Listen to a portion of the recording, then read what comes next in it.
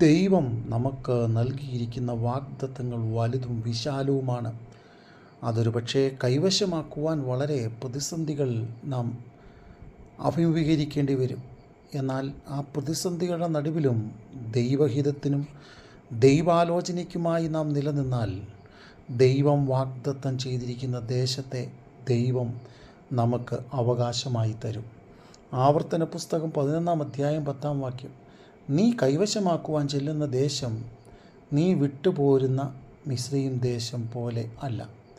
ഈ വാചകം പല പ്രാവശ്യങ്ങളിലായി ആവർത്തന പുസ്തകത്തിൽ എഴുതിയിരിക്കുന്നതായി കാണുവാൻ കഴിയും.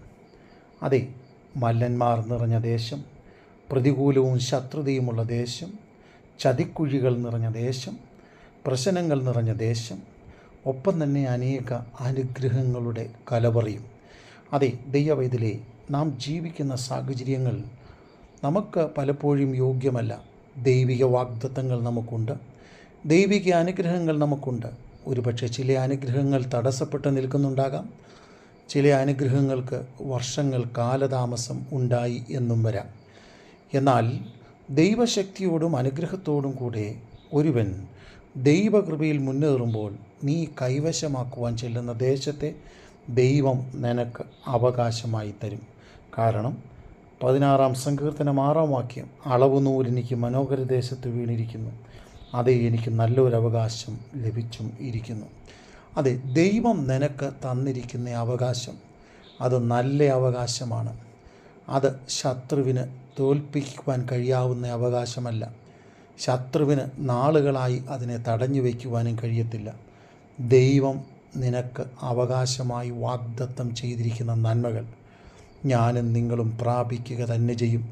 അത് ശത്രു തടഞ്ഞു കളയാൻ പറ്റത്തില്ല.